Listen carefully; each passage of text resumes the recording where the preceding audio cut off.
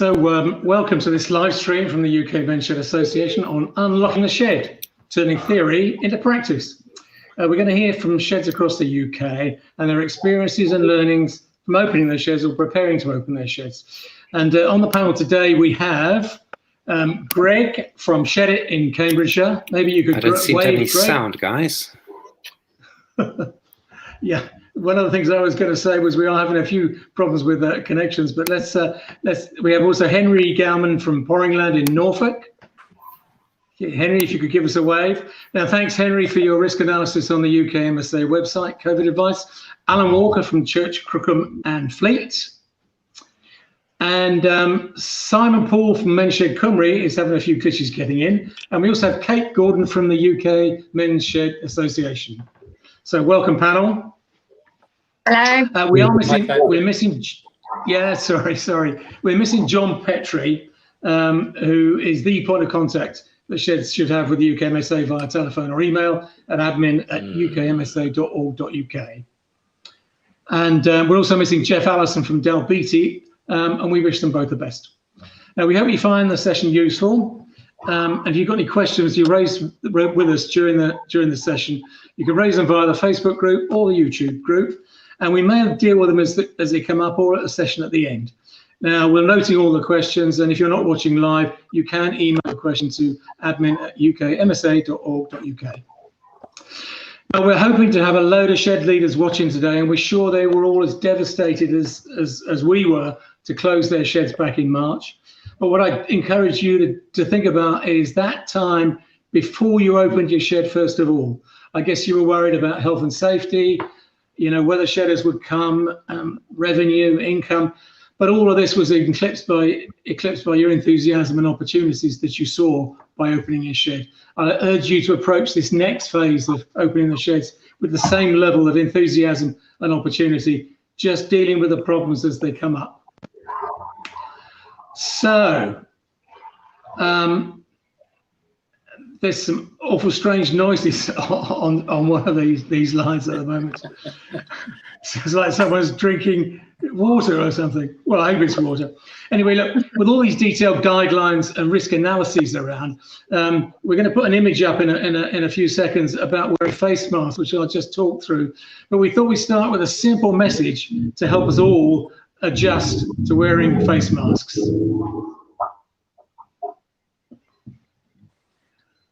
Hi, Leo. Is the face mask image available, please? Darling.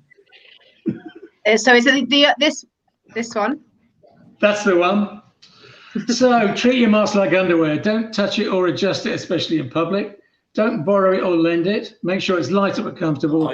Make sure it's clean daily. Wear the right side up, and if it's stained, throw it away. If it's damp, change it, and don't go commando. So wear your face masks. So back to Henry. Henry, how's your connection working? Is it okay now? Kind of.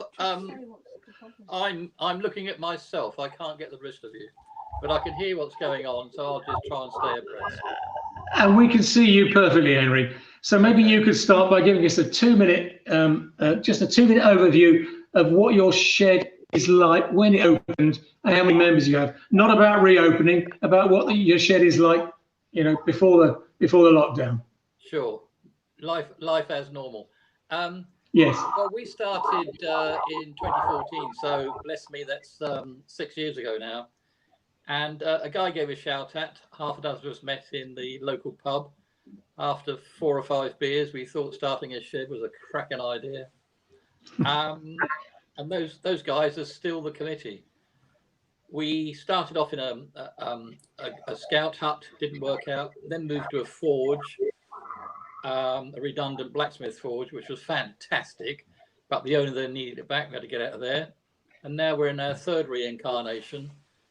We're 5 miles south of Norwich in a growing village called Porringland, and we're behind a pub called the Dove, and we are physically a great black agricultural barn measuring some 10 yards by 30 yards. We've got electricity plumbed in when we went there, but nothing else. So we've turned it all into a workshop, put in a power sharing fuse box so we can pay the landlord his dues, plumbed in water leading away from the pub, and we're all up and going. Well, I say we're all up and going, and our ethos has been all the way through working doing jobs for the community. So that's partly doing repair jobs for the community, and mainly doing quite large projects for the community. So very briefly, we've done a huge float display for East Anglia Children's Hospital for the Lord Mayor's Parade. And we have done and are still doing a set of mini crazy golf courses for local care homes.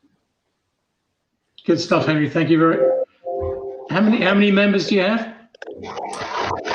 We have a total of about 50 members, of which about 12 to 15 come on any one day, and it sort of rotates with the projects they're involved in and their involvement in various projects. But give or take any day, 10 to 12, and we're open on Tuesdays, Thursdays, and Saturdays from 10 to 1. But we're currently discussing opening on more days and stretching the hours. We'll get to that later, Henry. Thank you. Can I suggest you put your mute on, because I think we're getting some interference on your line. I can do that. Okay, thanks, Kate. Alan, perhaps you could let us know briefly, give us a 2-minute description of your shed as normal. Yeah, sure. Well, we started in January 2017 with a local meeting. Decided it would be a good idea to have a shed. Formed a committee that night, and on the 3rd of May 2017 we met for the first time to make sawdust using a DT room at a local secondary school. That was fine, but we carried on with fundraising, and in March of 2019 we were awarded National Lottery funding, which has enabled us to build a purpose-built 100 square metre workshop, which is the main workshop area. But we also have on the back end of that 2 old site office accommodation containers, one of which is a clean room, which has a laser machine and 3D printers in, and the other one is our kitchen restroom. We've been there since September last year, so just coming up to a year. It's situated on the old Gurkha barracks site in Church Crookham near Fleet in Hampshire. We have 31 members and open 2 days a week, 12 o'clock to 6 o'clock on a Monday, 12 o'clock until 9 PM on a Wednesday. And a bit like Henry, we get sort of 12, 14, 15 members at any one session, and that varies, depending on the day and what projects are being worked on. Predominantly wood-based projects, and mainly for local communities, so local schools, conservation trusts, Fleet Pond Society. But members are free to basically work on anything they like. Yeah, thanks, Alan. Kate, do we have Greg back in, or is he not come back in yet? Doesn't look like. No, he's not. Unfortunately, he's not here again. So internet must be really dodgy. I don't know what's going on today. Everybody seems to have really big problems with the internet. I'll give a brief update. From Froome, we set the Froome shed up about 6 years ago, almost exactly 6 years ago, and we currently have, I think, about 125 members. Currently, we're not meeting, obviously, but we were meeting twice a week beforehand in 2 premises adjacent to each other, a machine room and a more social hand tools area. We have a women's shed that runs on a Monday and a men's shed runs on a Thursday, but it's all one organisation. And currently meeting in the park. There's 2 other sheds that have grown up in Froome in Somerset, a make shed, which is for younger people, and a tech shed, which is technically orientated. So that's Froome. Kate, maybe I could ask you to give a brief overview from your perspective before we talk about turning theory into practice with unlocking sheds. Yeah, so Greg has just come back in. So shall I put him up first and he can sort of, yeah, let's give it a go. Whilst he's here, give it a go. There you go, Greg. Hi, Greg. Sorry. Can you give us a 2-minute overview on Shedit in Cambridgeshire, please? Of course. So I'm chairman of Shedit. We're a very small shed. We have 15 members, of which we have about a third of those are active members. The rest are really just supporters. We call ourselves a men's shed, but we're more of a community shed because, once again, about a third of our members are female. We work out of a shed which we are very fortunate to have found belongs to a family in the village who essentially have given it to us for free, or let us use it for free. So we don't pay any maintenance or rent or even electricity and water. Yeah, we're very, very fortunate. So we've had very good support from the community, which has really made a big difference to us. And we're actively reopening our shed as we speak almost. Good news, Greg. Thank you very much indeed. And back to you, Kate, again. Sorry about that, Kate. If you could give us a view from your perspective. Yeah, so in my role, I get to kind of come across a lot of sheds. Obviously, this has been a really, really tough period for sheds, and no one could have predicted it. I think, it feels like, sheds are starting to open up now, but there is definitely a kind of feeling of slowly does it. That actually, we want to be able to do this safely, and shed leaders are now trying to put things into place. We've no idea how many sheds have actually opened, though. That's the interesting thing. We had a call this morning with some regional shed networks, and it feels like the continuity of conversations between sheds has been really helpful for each other, learning from each other. So sheds that are very much on their own and having to make lots of decisions in isolation, that's probably a more frightening place to be, whereas sheds that are connected with other sheds that are kind of learning from each other and sort of thrashing it out, perhaps a little bit like we're trying to do here today. So the more that we can talk to each other seems to be the better, basically. That seems to be the core message, I think. Good. Well, thank you very much. Now move to the main kind of subject area with regards to reopening. And I was going to just start this session by showing the results of a small survey that the UK Men's Shed Association ran recently on Facebook. Thank you, Leo. Here's the results of what are the most pressing questions you have around unlocking sheds. So we hope that during the panel discussions about what they've been doing, that these areas are covered. But the biggest problem that most people saw was the social distancing challenges within the shed, how to manage more sessions to spread attendance, and pilot openings on how to test the water. And there's some good ideas on that one coming around.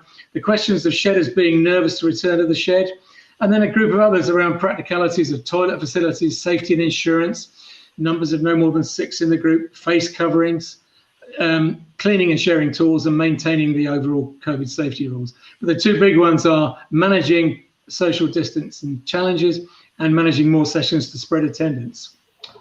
So now with what we'd like to do is to turn to our shedders and ask them a simple question: what actions have you taken to make your shed COVID safe, and how's it gone so far, really? So maybe Henry, if you could start off with Pouring Land and let us know how that's going. Taken too lightly, although it's not as daunting as it might seem, I have to say. We did a lot of research. We looked at what the government was saying. We looked at what our district council was saying. We looked at what our county council was saying. And we decided to go by the rules around cafes and community centres, which seemed to sum us up, really, on account of Boris is not about to say a men's shed. He should do. So we drew up, yeah, that's right. So we drew up a risk assessment. We drew up a set of rules. We told everybody way beforehand that we were intending to open on the 4th of July. We could see the way the thing, well, we could read the runes about a month out. So by the time 4th of July came round, we were set up and prepared. So we are insisting on masks being worn inside the shed. we provide hand sanitizer on arrival. So if I just talk you through, on arrival, there's either a wash station and or hand sanitizer station. And you come to the shed and you have to stop and be signed in. You're physically stopped by a chain and signed in. Notices everywhere about what's expected of you. And I'll just make this quite plain. We stand no truck. If somebody is not obeying with the rules, then they're out. We'll have a discussion and they might come back, but they're out until they get their head around it. So your temperature is taken. We've got an automatic exterior temperature taker, Jobby. Your details are recorded as visiting the shed, and that goes for anybody who visits and isn't a member in case contact tracing is required. Then we've got a system working indoors of which ways to go, which ways not to go. Some ways are no entry. Our workstations have got numbers, and if you want to do a job, you're allocated a workstation. All the workstations are at least 2 meters apart. We're not at the moment running our cafe. That's under discussion. So people who come to the shed have been told beforehand to bring their own drink or refreshments or whatever they want to bring. Other than that, life is quite normal. We opened on the 4th of July. Quite a few guys turned up, and we didn't do any work that day. We just talked about what we'd done, what was needed, how it would work, and chewed the fat. And then we opened properly, and slowly, the numbers have built up. The guys are feeling very comfortable. And I've produced a video which I've sent to the guys showing them how the shed is working in operation. We do still have a few who have been shielding and are still reluctant, not just to come back to the shed, but reluctant to go anywhere. But we're in contact with them.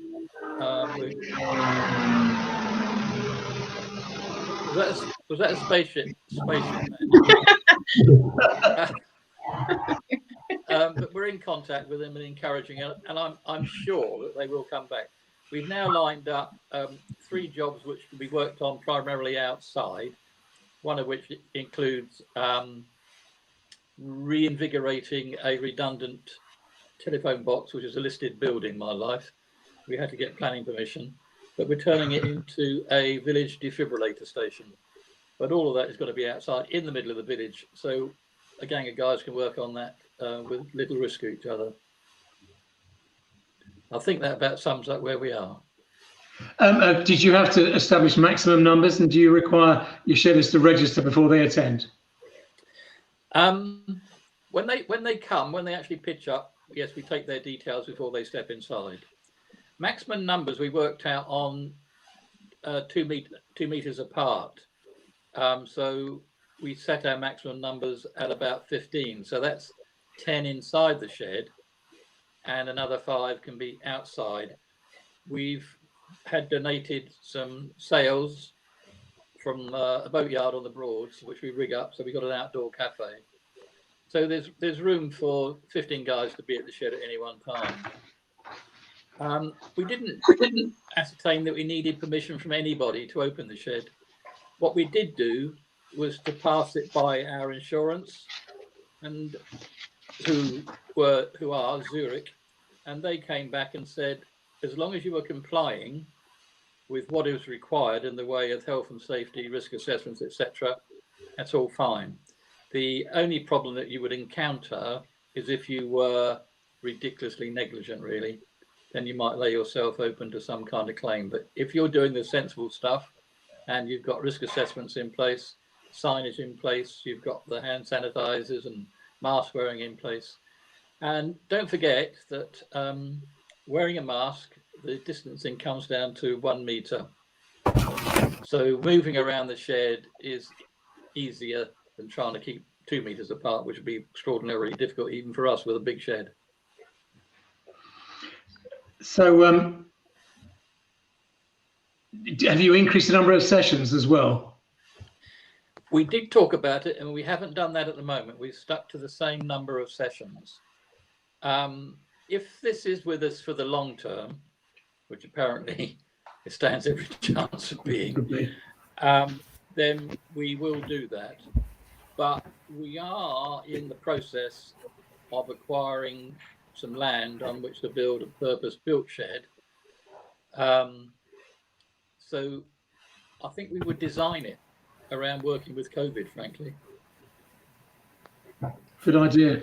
Now, your video you made reference to, Henry, is an excellent tour for especially people who maybe want to know what might be happening. So I'm hoping that's on the Men's Shed Association website fairly shortly, is it, Kate? Yeah, it was over to Leo. I believe he's already put it up. So yeah, we can include that link at some point on here. Actually, I'll see if I can dig around and find it now. A really useful process of helping people to get integrated. And how have your shedders found it, Henry? They're all very easy with it. To start with, people were a bit tentative. There was a bit what's known as the Wuhan shuffle, as people tried to move around each other. But no, everybody's quite relaxed about it now. I heard about a shed in Clevedon who set up an observation gallery outside the shed, similarly socially distanced, so people could visit on the outside and see what was happening, which also was a good way, I think, of getting this kind of pilot openness working. Yeah, I think anything that can relax people, encourage people, get over to people that it's as safe as it can possibly be. It's at least as safe as going into a shop. Yeah. Henry, we'll get back to you in just a moment, but I see Simon's hooked in now. Simon Paul from Men's Shed Cymru. So hello, Simon, good to see you. Hi, sorry it took me so long. You would have heard a lot of swearing if I'd have been mic'd up. So apologies for that. It wasn't only you, Simon. But we'll come to you.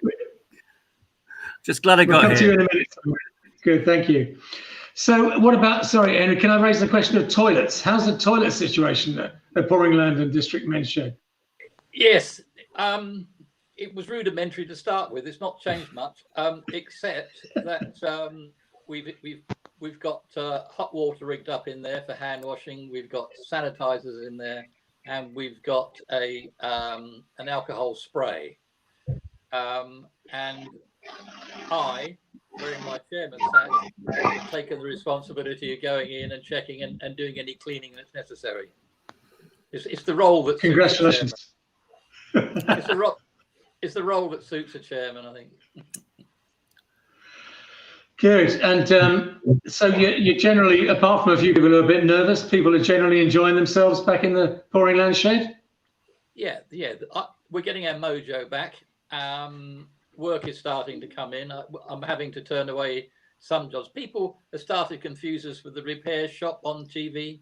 So we've been asked to do some pretty exotic tasks, which we've had to decline. I was only asked yesterday if we could repair an ancient cuckoo clock. Yeah. Who made the cuckoo noise then? My radio DJing finally skills. Henry, look, thank you. We'll get back to you a little bit later, but thank you very much indeed, and best wishes to all the Poring Land shedders. Simon, you missed a bit earlier where we asked for maybe a quick overview of Men's Shed in Wales. Not reopening, this is just the kind of general situation with Men's Sheds. Just a couple of minutes to talk about what's going on in Wales before the lockdown, if you like. Yeah, okay. We had a really good 12 months last year. We've got up to 60 plus sheds. We'd had our ice shed food in May in Bilth Wells. We'd had our Trebuchet challenge in Rill, and we were down at the Senedd in November. So we were in a really good position of pushing forward. I know myself and my colleagues all had about half a dozen new sheds in the offing right across Wales, sort of joining up the dots. I was looking at about 3 sheds on the Clean Peninsula down to Barmouth, a couple more across to Wrexham, and my colleague Ben, who's in the southwest, had a good half a dozen in the Swansea area. So we were really, sort of revving the engines. We were ready to go in spring. We had our visits booked. We had the people. We've had inquiries. We've still had a good few of inquiries through during the COVID period. And, that's been really, really positive to know that people are still interested. It just feels that they're just sort of chomping at the bit. And, the guys are now, trying to follow as much of the sort of government recommendations that chop and change. They're different in Wales to how they are in England, to how they are in Scotland. And, they want to go back. They're being very, very pragmatic about it. And as soon as they can sort of, get through some of the ones that have links with, councils or community centres are sort of waiting for final information about that. I know Real Men's Shed will be opening next week. Yes, we'll come to the opening in a minute, but thank you for the overview.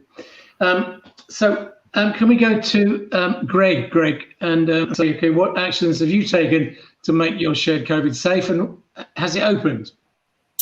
It has. So we've been open about 3 weeks now, I think it is. We started off by holding a Zoom meeting, which we had very good attendance. We had every single member showed up on the Zoom meeting. And we basically just spoke it through. So we discussed how we were thinking about opening it, what the problems that people could foresee, if there was anything particular that people were worried about. And at the end of it, we had pretty much covered so much ground and done everything quite comprehensively that we really just took the Zoom meeting minutes, and turned them into our risk assessment. Because it was pretty thorough. So our system currently is you arrive at the shed where we have a thermometer, which was donated to us. We check your temperature. If you are, our thermometer shows 3 levels. There is green, which is fine. Then there's orange, which is sort of borderline. And then there's red. If you're on red, we send you home. If you're on orange, we let you go sit down in the shade for 10 minutes. And then we take your temperature again. If at that point you're green, you can come into the shed. Otherwise, we send you home. We arrange, so our shed is very small. We have a maximum of 2 people in the shed at any given time. And the way we arrange who is going to be there is we're all on a WhatsApp group. And people realistically, if they want to come in, they'd say the night before or a couple of days before, I'd like to go to the shed on Tuesday. And then if anybody else picks up on that, then that's the shed full for that day. If nobody else picks up on that, either myself or my co-founder, Phil Cohen, goes down to the shed to be the second person, because one of the rules is we have a maximum of 2 people and a minimum of 2 people. So our shed is always full. Then once you get to the shed and you've had your temperature taken, we have 2 workbenches which are set out. We have just put in a new mega table saw, which takes up a chunk of our shed. Otherwise, we'd get a 3rd bench in there. But currently, it's down to 2. So our workbenches are divided on each side of the shed, so we can keep distancing apart. We've been quite careful to rearrange the most commonly used tools so that they're in the centerpiece, so that people can still get to them and use them without encroaching on anybody else's space. There are a few exceptions to that. The lathe is in a corner, and if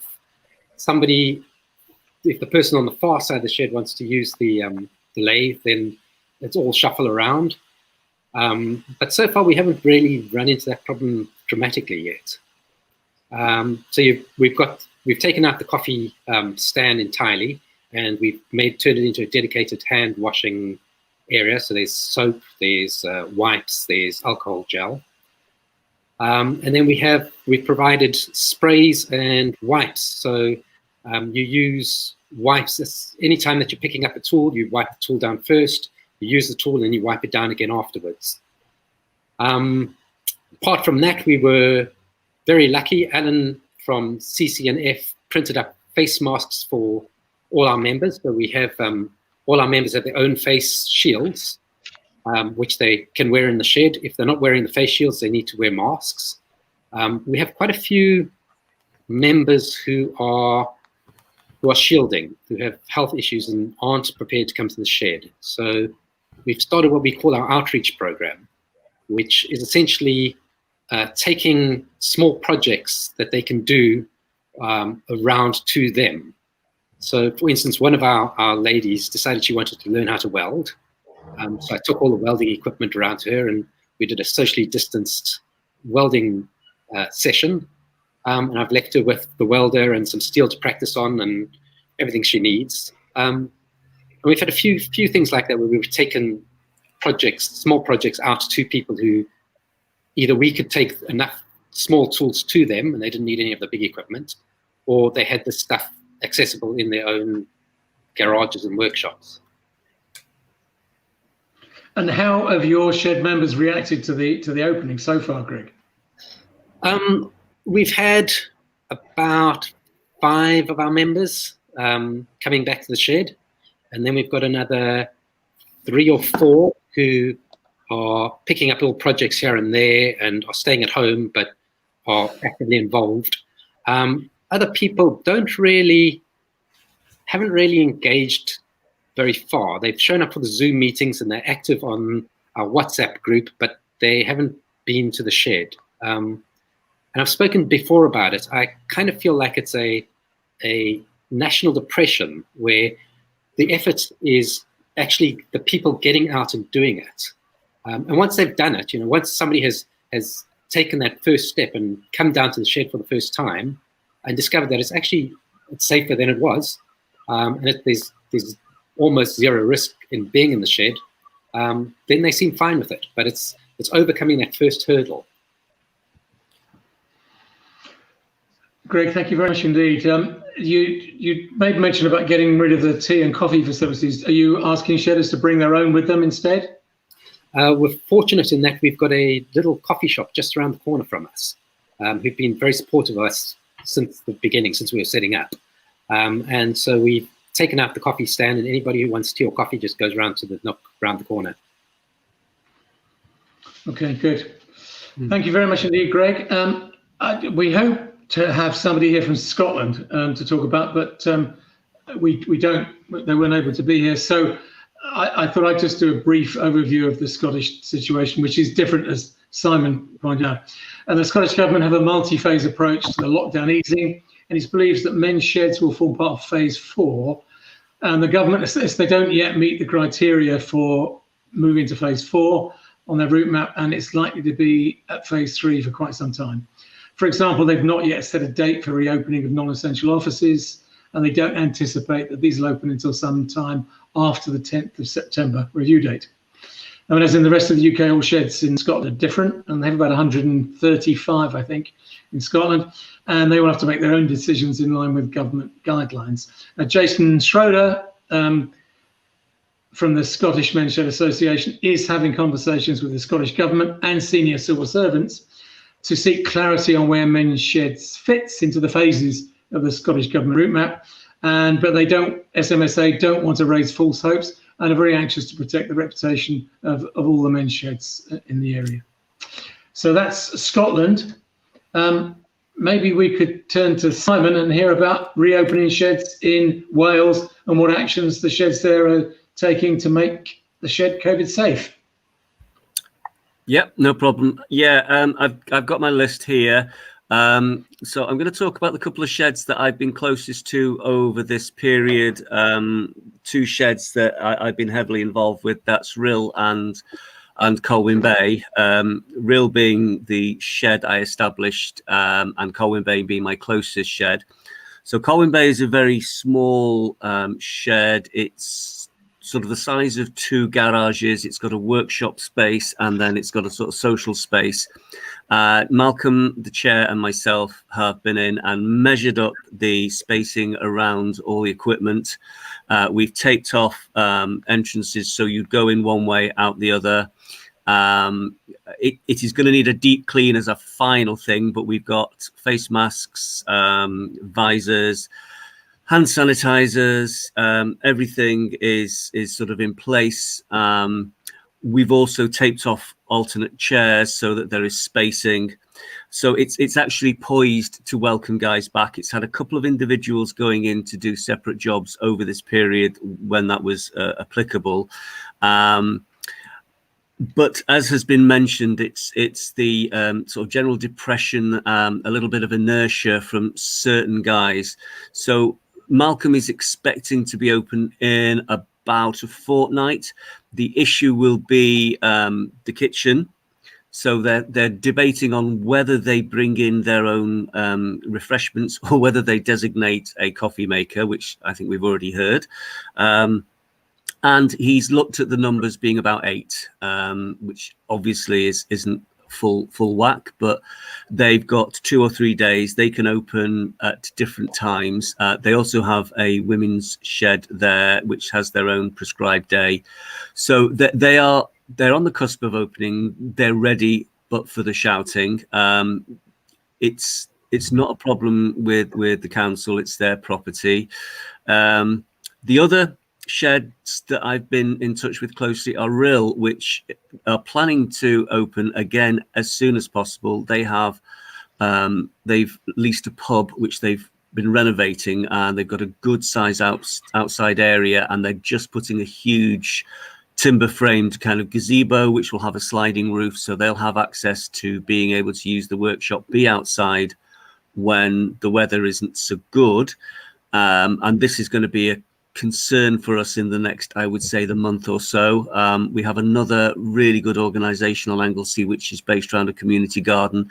They're opening on Monday because they'll all be outside. They've got space to social distance, but there will be no access to toilets, and they will be taking their own coffee. And then as they are allied to a community centre, as soon as information is relaxed regarding community centres, and at the moment in Wales, community centres are only allowed to function for preschool groups, and if they're doing blood donation groups, which are all sort of really well structured. Other than that, they are still closed. We've not had any legislation from the Welsh Assembly as to not. So what we're advising our sheds is that they contact if they don't have their premises, they contact the premise owner, they look at their insurance policies. Unfortunately, quite a few of them have links with community centres or groups or council premises, and at the moment they are shut. And how are you managing maximum numbers in, say, the Rill and the Colwyn sheds? Yeah, they're booking in. Yeah, they're having to book in. I think they're managing to stretch another day, so they're sort of taking bookings.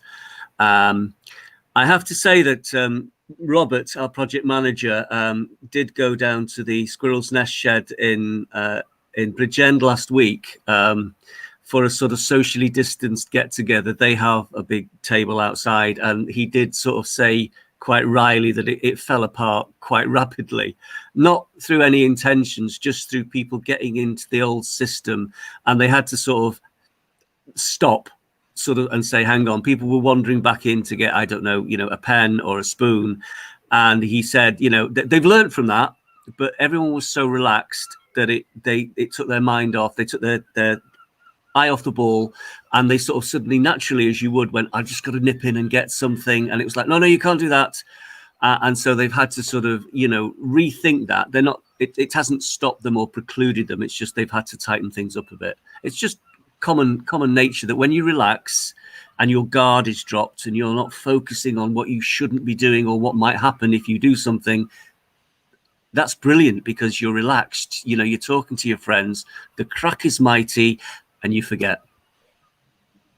Henry, can I ask a similar question? Did you have similar problems with people forgetting the rules early on?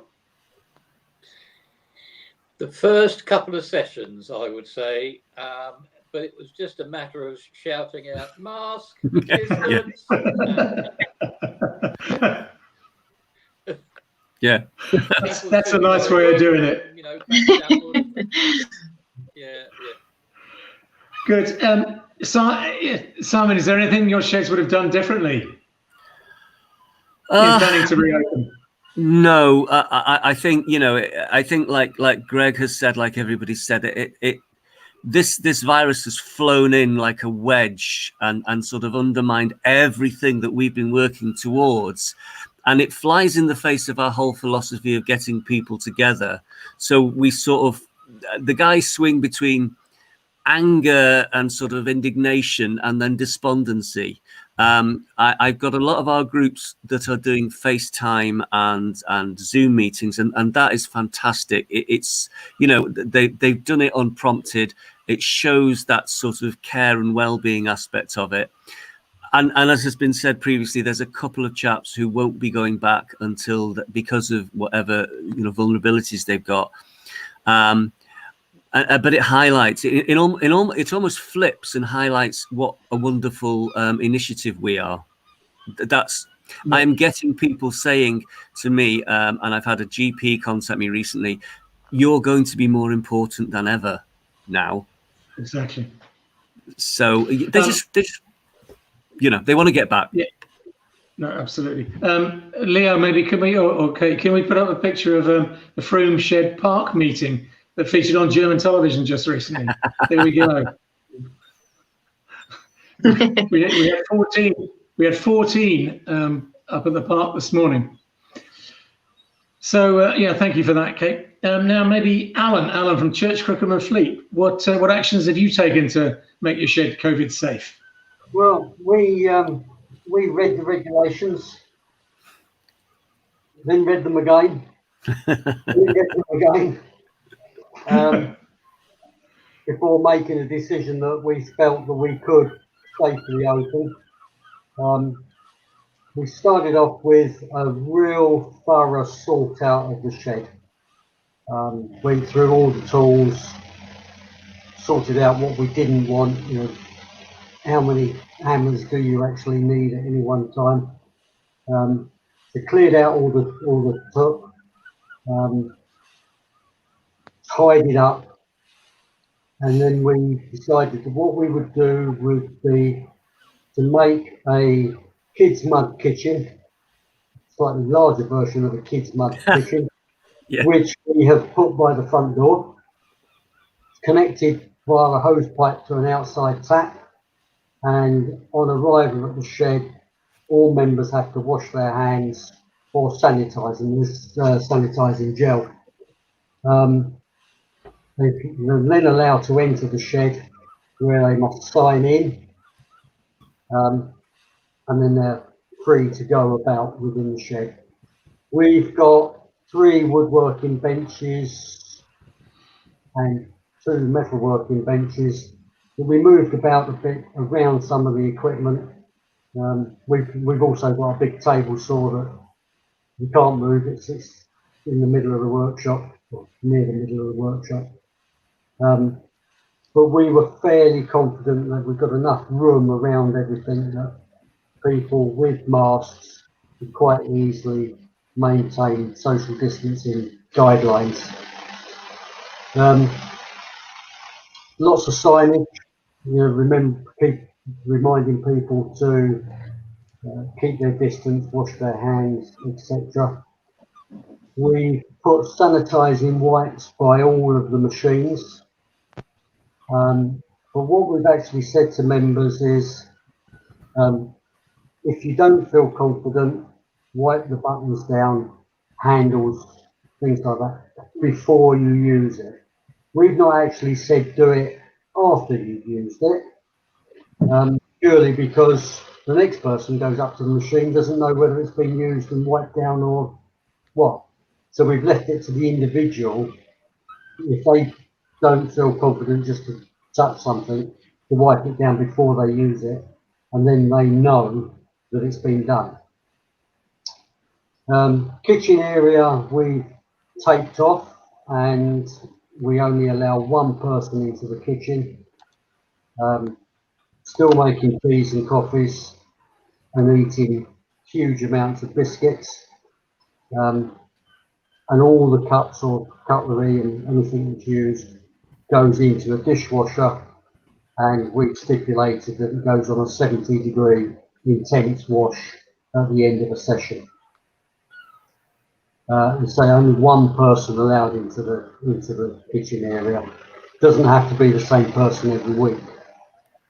We had 30 members, 31 members before this all happened. So, and we opened 2 days a week, Mondays and Wednesdays. But as a committee, we decided that there was enough of us to be able to open every day with one committee member in attendance. We said, okay, well, 5 days a week, 6 people. So that met the sort of household guidelines of numbers of people. That caters for every member. We've ended up with actually opening 4 days. We started this week. We started on Monday of this week.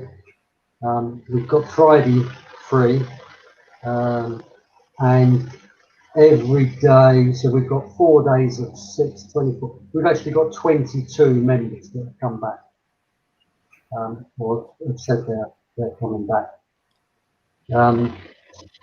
Toilet facilities, we're quite fortunate. We're on a site with the local allotment group, and the parish council provided a single porta cabin modular disabled toilet block, plumbed in, wired in, has a water heater, and it's for our use and the allotment holders' use only.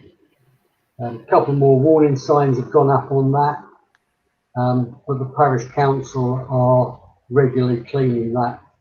Although we've said to our members, you want to wipe something down, there's alcohol spray and sanitizing wipes, etc. What else have we done? Ask me a question, Patrick, because I've lost my train of thought. How's your shedders feeling about coming back in? Yeah, very good. What we did on Monday, this is the first day, we decided to have an outside socially distanced coffee morning. So every member that was coming back, regardless of day, was invited along to that. We had about 18 people turn up. Not all of them came, but 18 came. Where we went through the rules and regulations that we put into place, stipulating that it was not so much for the individual safety, it was for them to be protecting the other members.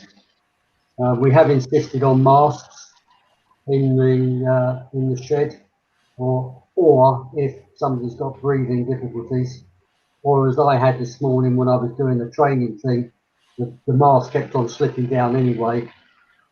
Visors, and as Greg knows, we spent the shutdown making just short of 2,000 visors, so we've got a few. You've got a few. Yeah, actually not that many actually. They've all gone.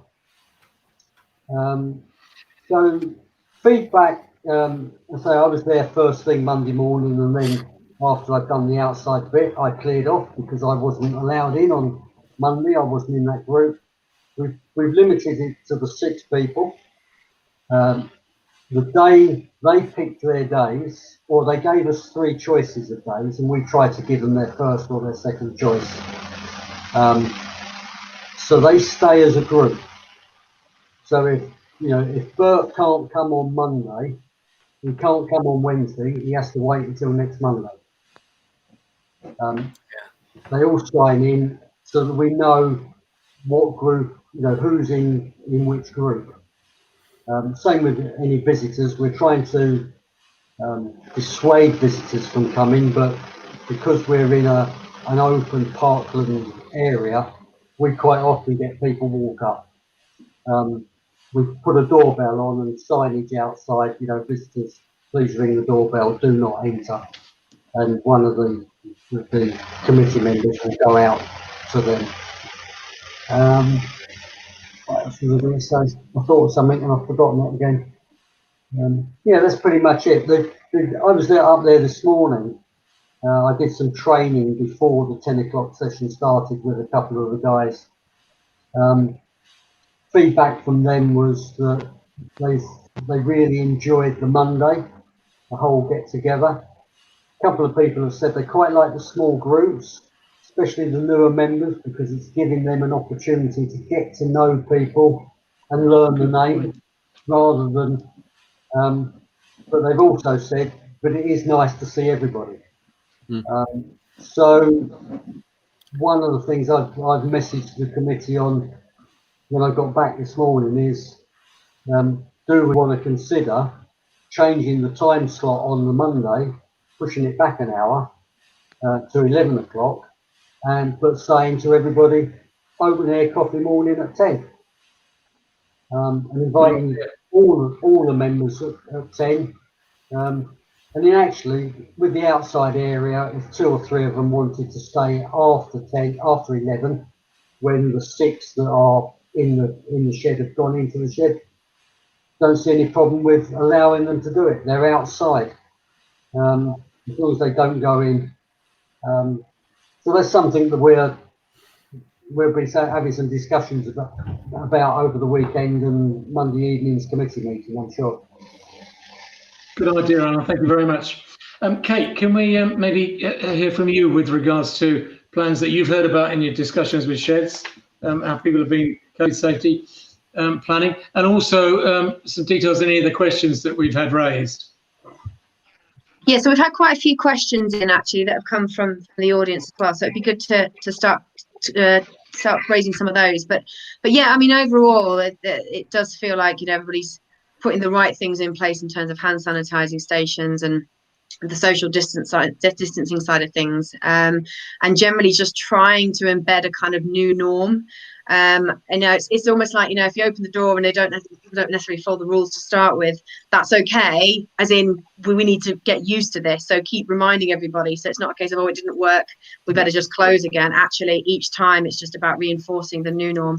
And interestingly, something that came up with Jeff from Dalbeatty, he said that there's almost you know, celebrating the fact that by braving it and opening the doors is a success. So it's almost adjusting your kind of expectation that this is the new norm now, and it's probably going to be like this for a while. And just by being there and showing up and testing the water, which is definitely what Henry said, you know, we've got to give it a go. So slowly does it and just keep adjusting and fine tuning it. So yeah, I think it's been really positive to hear you guys and how you guys are managing it. I think there has been a question about the whole, you know, worried of getting sued and all the rest of it. I think that, you know, by putting these things in place, Patrick, you kind of, you know, you're very clear. We're very clear on this, that actually you can do things safely in a way that does protect the shed and the shed organisation. So yeah. So should we take some questions from the audience? Would that be a good thing, or what do you want to do next, Patrick? No. Let's take the audience. Let's take audience questions. That'd be good. Okay. Well, there was. So yeah, so the first one that kind of came in, I think there's still a bit of confusion, and quite rightly so, about this whole 2 meters thing, and obviously it will vary depending on Wales and, well, Scotland's you know, in a different place as well. But from what you said, you know, 2 meters is the strict rule about, you know. So I'm glad, Henry, you're going to say. Yeah. Is the optimum preference if you can possibly do it, but 1 meter plus means that you can pass within a meter of somebody as long as you're wearing a mask. So that doesn't mean to say you can work next to somebody just a meter away, but for that transition period of passing by and maneuvering around each other, 1 meter wearing a mask is fine. Thank you, Henry. Okay, another question, and I think this sounds like a few of you guys have done this already. I know, Alan, you mentioned this, that before you opened, did you all do a deep clean of the shed and kind of set the tone from the beginning? Did everybody do that, sort of do an initial deep clean of their shed before opening? Actually, we didn't. No. The fact that the shed had been shut for a month and a half pretty much counted as a deep clean when we discussed it. We chatted about the various surfaces. I agree with Greg's had a few problems with his power supply. I think he may have another one. I agree with what Greg was saying there, Patrick. We didn't have a deep clean either, on the basis that nobody had been there for yonks, and the virus only lasts 3 days top wax. We did have a clear up. We did have a sort out. We did have a lot of stuff going off from the tip, but no, we didn't do a deep clean. Okay, good. Yeah, we didn't do a deep clean either. We wiped a lot of things down, and surfaces that could be wiped with sanitised wipes were done. But I wouldn't have called it a deep clean. But we also, of course, during the shutdown, we were making the visors, and we had 3 people in there cleaning and sanitising the visors. There was so much alcohol in the air that I don't think anything could have lived. And plus, before we opened, we had the weekend where it was shut and locked up, so we were pretty confident that there wouldn't be anything around. And none of the members that had been in there doing the visors had COVID, so we were pretty confident that nothing was in there anyway. Yeah, so there was somebody was talking about, the idea of rummaging around, a drawer full of tools and spanners and things like that, and actually do you then have to clean the entire drawer and that sort of thing? But actually somebody said you just pick up what you need with a tissue potentially, and then hand sanitize again, so it remains that particular drawer is still still clean. I think we were talking to Essex Shed Network this morning, Patrick, weren't we? And they were saying that actually if somebody does have a high temperature, or somebody is then comes up positive with coronavirus, they actually have they're investing in a fog machine, I think that's what they called it, and they go in and spray the entire shed. So I mean, that's quite an extreme way of doing it, but yeah, okay. Well, they call themselves the Ghostbusters, didn't they, Kate? Ghostbusters. Yeah. We've got a lady called, I think it's Helen Gibbs or David Young, I'm not sure, but she says, talking about the tea station, a very important part of the shed.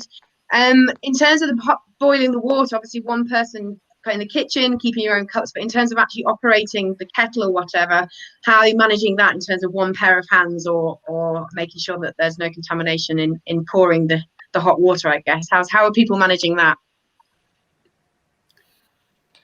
Well, we're not. At the moment, we've opted for bring your own. Okay. But we are thinking about reopening our cafe, as it were, and it would only be one person in there taking the orders and handing them out.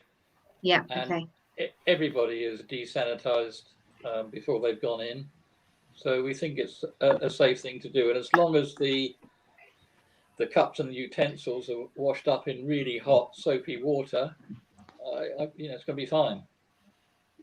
Okay. It's exactly the same as what you do at home. Yeah, we're doing the same. We're restricting it to one person making the teas and the coffees.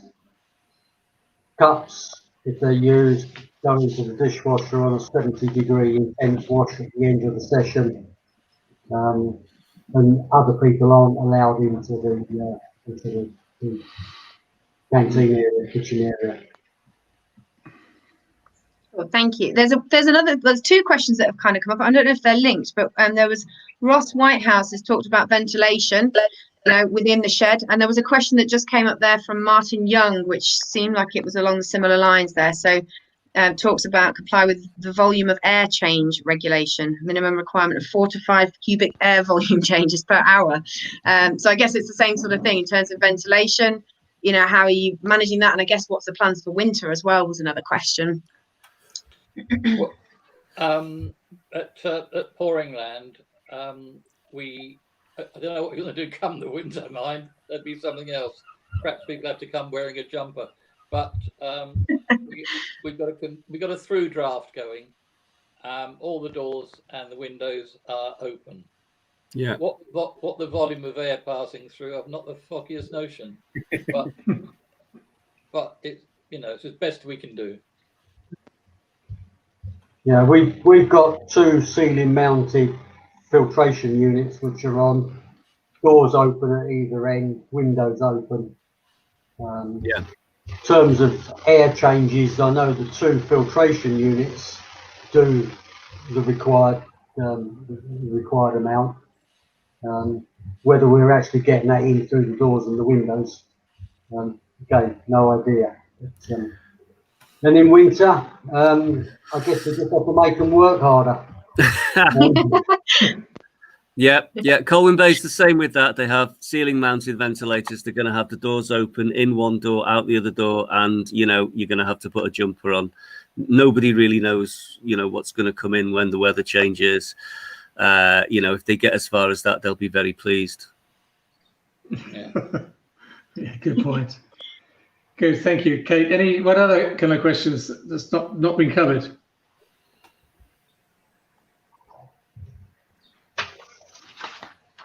I can. Yeah, no, that's the question about a deep clean. I think has been addressed. One of the questions that I've seen is, should you share your shed risk analysis with all members? Have you? Can I ask Henry whether he shared his risk analysis with his shedders? Yes. We sent out our discussion documents, and we sent out a risk analysis, and we sent out our rules to everybody, every shed member, even those that don't come on a regular basis, so that everybody is well briefed beforehand to what's expected. Yeah, we've done the same risk assessment, over 70s guidance document out to every member. Mm-hmm. And I guess just on that, so you're not saying that over 70s can't come along. It's actually up to the individual to make the decision on what's right for them. But you're making it clear that there's higher risk. Is that how you're approaching it? Yeah, just a one side of A4 with a few pointers on it. Sorry, Kate, can I jump in? Someone's asking a question of whether people have to sign rules and regs before entering. Is this done verbally? From a track and trace viewpoint, you have to make a record of everyone who comes in and when they leave. And my view would be that they need to be visible. The rules need to be visible on entry along those lines. I think Henry, you have people signing in every time, and actually where they're going to work. I think, do you not? Yes, they sign in and they get allocated a workstation, and that workstation is written down alongside their name. We do have rules up in, I think it's 3 places at eye level. You can't miss them. And as you enter the shed, you're stopped at a chain and you're looking straight at the list of rules. It's all very plain.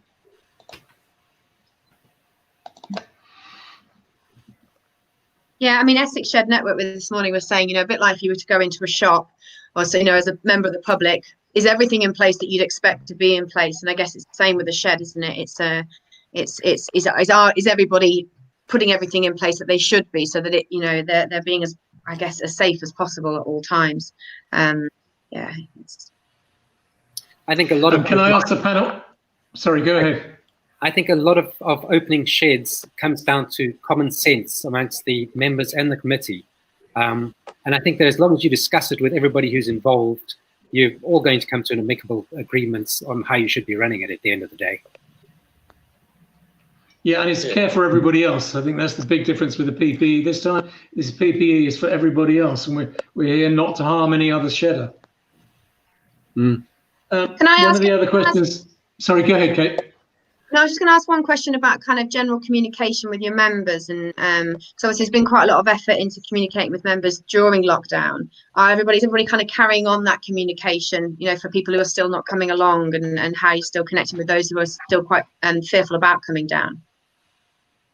It's been one of the kind of positive things actually for our guys, that they've kind of found another string to their bow of being part of a social group. The shed is the hub, but they'll also they'll keep track of each other, whether it's text or whether it's a phone, Zoom or FaceTime. It's one of the things we've been discussing is obviously we've got to realize that with doing a lot of we're doing the Zoom room meetings where we have guest speakers.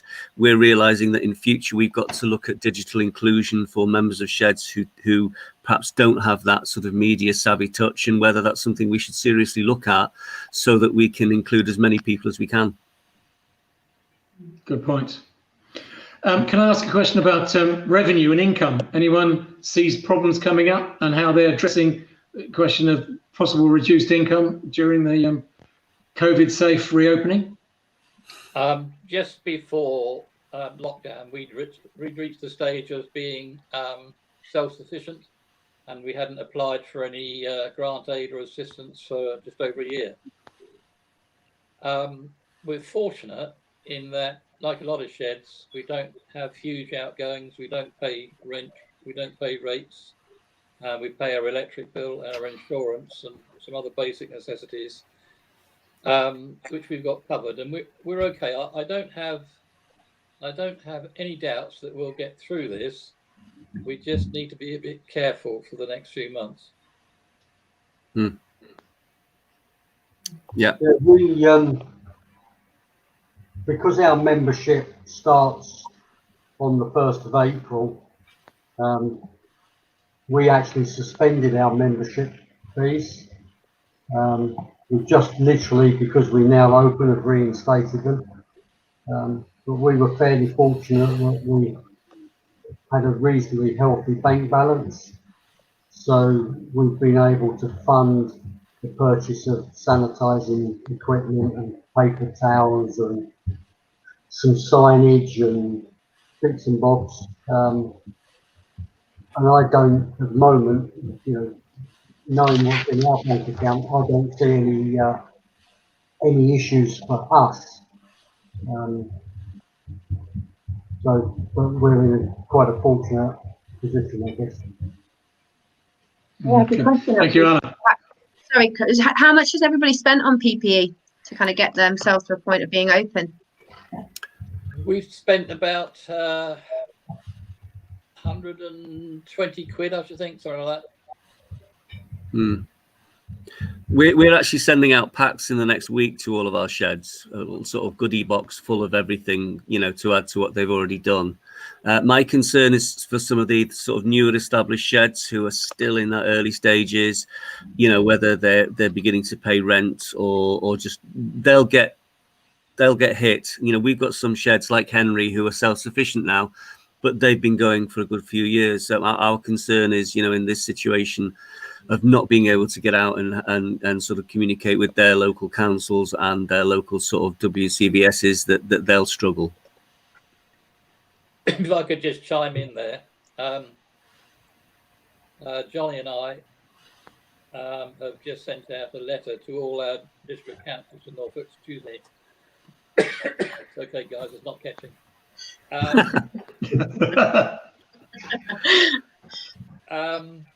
To all our district councils, illustrating the point that now is the time for men's sheds to come into their own, really. We're all about combating social isolation, mild depression, which is what people are suffering from as we come out of the lockdown and all of that. But asking for their support in identifying premises, because as ever, that is the real problem with startup sheds, is finding secure premises. As I talked about earlier, we're now in our third reincarnation, which is not unusual. But your energy is going into packing up, moving, and restarting, when that energy could be doing so much more to the benefit of the community. So we've got a couple of Zoom meetings booked. We've had some telephone conversations and email consultations. So I'm quite hopeful. We've also got a local MP come on board who's banging the drum for men's sheds as well. So I think now is a very opportune time to contact either your parish councils or your district councils and talk to them about what can be done for the shed network. Yeah, I think you're right, Henry. Sorry, I think actually you're going to say the same thing, Kate. What I think, sadly, there may be some empty properties coming up as a result of this virus, lockdown, etc., which actually could be beneficial for sheds looking for new premises. Yes, absolutely. And I think that there's a really positive message that actually sheds are, a sustainable solution to sort of the recovery of some of the problems that we've faced as a result of lockdown. I guess the other chance to communicate with local authorities and other sort of organisations is about the fact that what sheds are and they're not as well. So it's about managing that kind of influx of people and how sheds sort of manage that balance of what it is and what it's not in terms of what it can do as a support service for the community. Sorry, there's a question come up, Helen. Visors or face masks? Now, I'm an expert on visors and face masks because I've gone through all the detailed guidelines and could not find, certainly for England. In Scotland, there's clarity, but in England there isn't. And so I've been communicating with our health head of health in Somerset, who came back and said, Patrick, you're absolutely right. There are no detailed guidelines about visors and face masks.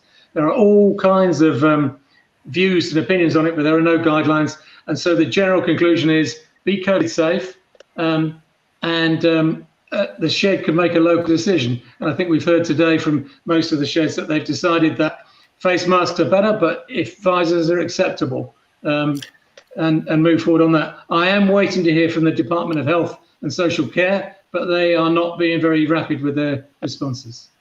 Well, I wouldn't mind if you do find out, if you could let the Welsh Assembly know, please, Patrick, because at the moment in Wales, you don't have to wear face masks outside or in public places, and it's very confusing. I will share with you the lack of guidelines in detail, Simon. But it's down to sheds to make a decision. But anyway, and that may change, which is one of the things that we have to look out for anyway. But sorry, Kate, other questions that have come in or that we haven't dealt with? No, I think all the questions from the audience I think we've dealt with actually. But I think say that if there are any more questions, then obviously the UKMSA is available on Facebook to sort of support some of those questions as well. So yeah, there are some more questions we could ask, but it's how long we want to go on for, I guess. Yes, email us after the broadcast. Okay, I was going to close unless we have any other comments from panel members before we finish this session. No, the only thing I would say to anybody listening is just do it. Get a grip and do it, because if we don't, your shed will shrivel and die, and all the effort that you've put into getting it going and being the success it is so far will go to waste. So just do it. Yeah, that's exactly right. Yeah, you're probably safer in the shed than going shopping. I'd say yes. And more fun. Yeah. Right. Good. Well, look, thank you very much indeed, panel. Thank you so much to Henry's comment is that if you are going to do it and you're not sure, ask. We're all here. We've done it. Yeah. You know, there's no shame in not knowing the answer to something or not being, you know, oh, I don't know whether I should. Well, you know, just ask. just ask, and no pun intended, but there's a shed load of advice on UKMSA. Good point. Thanks, Henry. Good. Well, let's close now. Apologies for some of the odd sound effects that you've heard during this particular show. Apologies, but thanks so much to Greg and Henry and Alan, Simon and Kate, and also Jeff Allison from Dalbeattie and John Petrie. We wish them both get well soon. And just to remind you, the learning experiences you heard today are all unique to the men's sheds concerned following government guidelines. All sheds are different, and individual sheds have to make their own decisions based on the prevailing government guidelines, and those can change at quite short notice. Yeah. So keep up to date. We fully understand the dilemma for sheds and shedders, but follow Henry's advice and follow the guidance where you can safely and legally open your sheds. We will update documents on the UKMSA website as appropriate. In the meanwhile, panel, if you'd like to say bye, I would urge everyone to stay safe, and thanks for watching. Bye. Bye-bye. Bye. Thank you. Thank you very much. Thank you.